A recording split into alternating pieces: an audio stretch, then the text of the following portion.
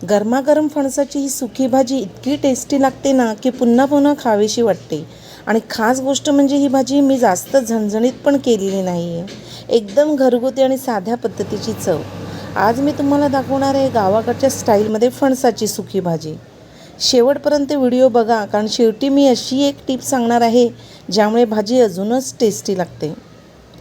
आज मी 1/2 किलो कोवळा फणस बाजारातून कवच काढूनच आणलेला. भाजीसाठी नेहमी कोवळा फणसच घ्यावा, मग भाजी एकदम मऊ आणि खूपच छान लागते. पहा, या अशा बिया असतात फणसामध्ये. या तुम्ही हातानेही काढू शकता किंवा चाकूच्या साहाय्याने पण काढू शकता. फणस कापताना एक गोष्ट खूप महत्त्वाची आहे. सुरीला आणि हाताला अगोदर तेल लावायचं, नाहीतर फणस खूप चिकट होतो आणि कापायला कठीण जातो. तेल लावल्यानंतर मात्र अगदी छान कट होतो. मी हा फणस अगोदरच स्वच्छ धुवून घेतलेला आहे आणि थोडंसं मीठ चोळून ठेवलेलं आहे.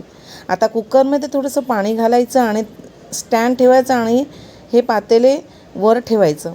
लक्षात ठेवा, फणसामध्ये पाणी टाकायचं नाही. आता कुकरची शिट्टी काढून मीडियम टू स्लो गॅसवर 15 ते 20 मिनटं शिजू द्यायचं आहे आपल्याला. 20 मिनिटांनी बघा आपला फणस किती छान शिजलेला आहे. चमच्याने सहज कट होतोय, म्हणजे परफेक्ट शिजलेला आहे. आता बियांची टरफलं सहज निघतात. फक्त असं हलकं काढून टाकायचं.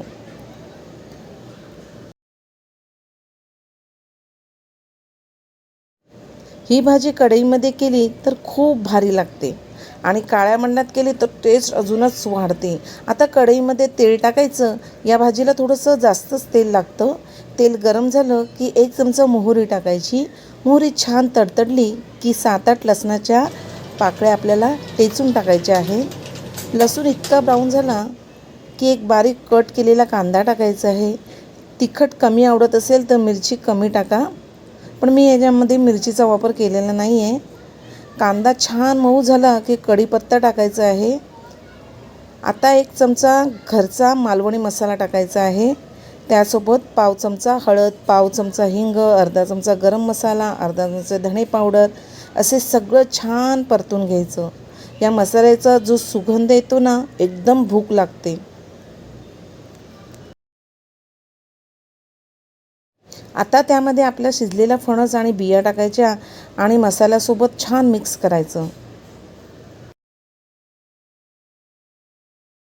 आता आवश्यकतेनुसार मीठ टाकायचं, कारण अगोदर आपण मीठ टाकलेलं होतं. आणि भरपूर खोबरं टाकायचं. आणि त्या अगोदर मी गूळ घेतलेला 1 चमचा, म्हणजे बारीक पावडर गुळाची घेतलेली ती टाकायची. खोबरं आणि गूळ टाकल्यावर सुक्या भाजीची टेस्ट एकदम नेक्स्ट लेवल लागते. आणि मंद गॅसवर 5 मिनिटे छान परतून घ्यायचं. आणि बघा, आपली टेस्टी सुगंधी आणि एकदम मस्त फणसाची सुकी भाजी तयार. गरम भाकरीसोबत खाल्ली ना तर मज्जाच येते. तुम्हाला ही फणसाची भाजी आवडते का? कमेंट करून नक्की सांगा. व्हिडिओ आवडला असेल तर लाईक आणि सबस्क्राईब करायला विसरू नका.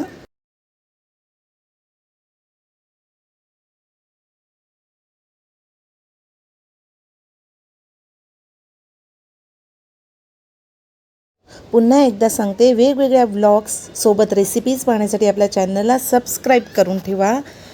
पुन्हा भेटूया नेक्स्ट व्हिडिओमध्ये. तोपर्यंत धन्यवाद.